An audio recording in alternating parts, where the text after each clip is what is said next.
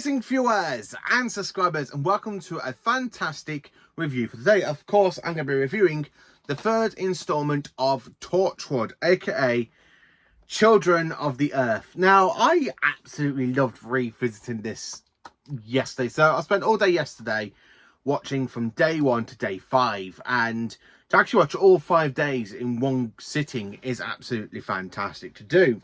Just so I can actually have it all in my head what I'm going to say about it. Now, the one thing I am definitely going to say about it before I get into the review, this definitely should have been the end of Torchwood.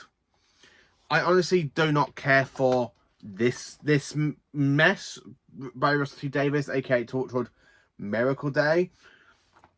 I will do a review on Miracle Day, but not at this current point in time, because I only watched it at the beginning of the year and I just want to forget about it. So I'm literally just going to put that down there, because I do not enjoy Miracle Day as much as I used to do back when it aired in 2011. So, Children of the Earth, it's absolutely a fantastic series of Torchwood. Now, it's not as good as Series 2, don't get me wrong. Series 2 is definitely the best season of Torchwood. Series 1 is definitely the second best. So this is definitely the third best series of Torchwood. And I'm going to explain why I think Torchwood should have ended here and not go into Miracle Day. So I will do a little bit of explaining that one. So Torchwood Children of the Earth was actually broadcast from the 6th to 10th of July 2009. So when this was airing, I was actually at secondary school with my best mate, and we were talking about these episodes as they were airing. So on the Tuesday we talked about day 1, Wednesday we talked about day 2, the Thursday we talked about day 3, and then of course on the Thursday we talked about day 4, and then unfortunately on the Friday we did not have to go. We had to wait all the way up to next Monday, to the Monday left of the week, to talk about day 5 and the whole lot of Torchwood as a whole, as a massive whole. And that was of course me and my best mate Jamie Arrowsmith, and we talked about this series over a lot over 2 years until 2011 when Miracle Day started. So Children of the Earth, damn, it's so good. So we do have some returning characters into this one. So we've got John Barrowman back as Captain Jack Harkness. We have Eve Myers as Gwen Cooper. Gareth David Lloyd as Yanto Jones.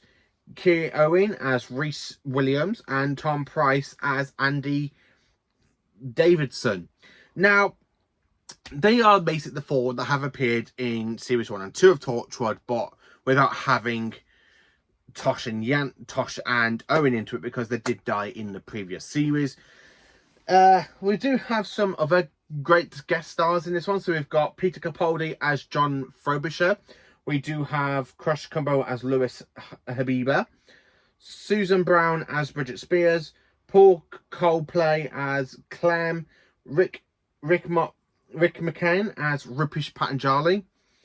Ian Gallagher as Mr. Decker. And of course Melissa McCarthy as Alice Carter, who plays Jack's granddaughter. Well, his actual daughter, and then he has a grandson in the story.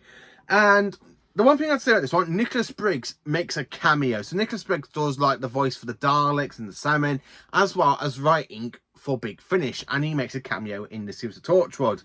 It's like a little blink and you miss it sort of cameo, and I'm like, that's Nick Briggs. I really think Nick Briggs should become a showrunner for Doctor Who. I really do. So basically, we do have 5 days. So this is a 5-part series, a little bit like what we're going to be getting for War Between the Land and the Sea. And I know that's been delayed to 2026. So day 1, it kind of sets up everything. It's just like a normal day on Earth. We've got kids going to school, and all of a sudden, every single child stops and they scream through this alien intelligence that's talking through them. And that they said, "We are coming." Yeah, we are coming. So, of course, Jack and Yanto are at the hospital at this point, basically getting a alien out of a dead person. And, of course, they called it a... I wrote it down here. It's like a hitchhiker. It's like a hitchhiker that literally hitchhikes into a human body. Really disgusting. Now, Rupesh Patanjali, I'm so glad he gets his upcomings in day 1, because Torchwood are there trying to, thinking about recruiting him, and of course he's working with the government, and of course it does lead to him being shot through the back, because he does get Jack there under a pretense. So everything's going on in this episode. So you got the government trying to kill Torchwood, because the whole incident with this alien, aka 456, has actually happened back in 1965, and one of the people that worked on it to give him 12 kids was Captain Jack Harkness. So the whole point, what happened in 1965, is all coming back into 2009, and they are trying to cover it up, and they want to get rid of all the old people that worked with on that last project, last on the Aliens Invaded. So of course they do try to kill Captain Jack. And how do you kill somebody who basically is immortal? Now, John Frobisher thinks it's something to do with Torchwood Hub, why Jack can't die. And aren't they wrong, basically, because they do plant a bomb in Jack and the whole Torchwood basically blows up, which is absolutely fantastic. So it's a bit shocking when, just before they find out, Gwen finds out she's pregnant, and Yanto tells them, oh, is it a good way to tell you I've lost a car? You did what? I love it. I absolutely love it. It's just such a great way. But that scene when you just have John Barrowman playing Jack and he literally sends Yanto on the actual alligator sort of thing, and when Torchwood explodes at that point, it was just brilliant. I absolutely love that cliffhanger. Day 2, it's just a great episode, because day 2, it literally follows on from where day 1 ended, with basically Gwen and Yanto are being hunted down by the government, and of course Gwen ends up nearly having sedated, basically like something put into her, so she, I think, just like to try and kill her, but she does end up knocking them out. And of course all 3 of them do end up travelling to London. Now of course, when they literally searching the remains of Torchwood, the Torchwood Hub, they do find bits of Jack, like a bit of a head, a bit of a soul, a bit of a shoulder, and of course an arm. And of course it does resurrect, so Jack does regrow. I wonder if there's 2 Captain Jacks now. One, because if he was blown up, maybe the other part of him kind of reattached itself and grew another Captain Jack, maybe. That's a nice little theory I kind of thought about it was rewatching the episode. I like the scene where literally Jack's body's coming back. So literally it was a bag of bits and it's just resurrecting. And of course he does scream after all his body parts come back together. And they're like, oh, you should stay dead. And of course he does get cemented. And then of course the Torchwood team basically go and rescue him, which is absolutely brilliant. Then of course in day 3 we follow on with Jack being resurrected, but the whole team's being reunited. And of course basically they go around stealing cars and computers in an old Torchwood base, aka Torchwood 1, which was actually absolutely fantastic, the way that's all built up. I like the ending as well, when Gwen goes and gets Clem out of the police cell. And basically he's there remembering 1965, because he was a child back then.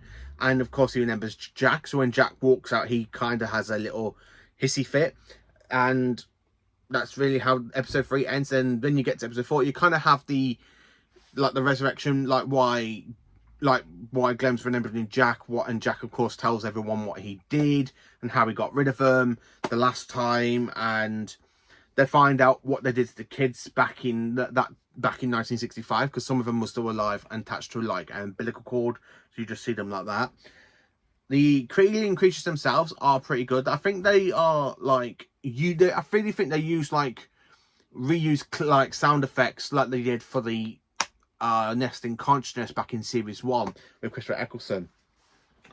But day 4, the team does go into battle. Jack and Yanto basically do go in to try and talk to species 456, but it sets off a deadly plague and Yanto dies because of it. So by the end of day 4, the team just goes down from 3 to 2. So since series 1, the team's been going down bit by bit by bit by bit, and then of course when you get to this one, the only 2 original from the original TV series is just Gwen and Jack.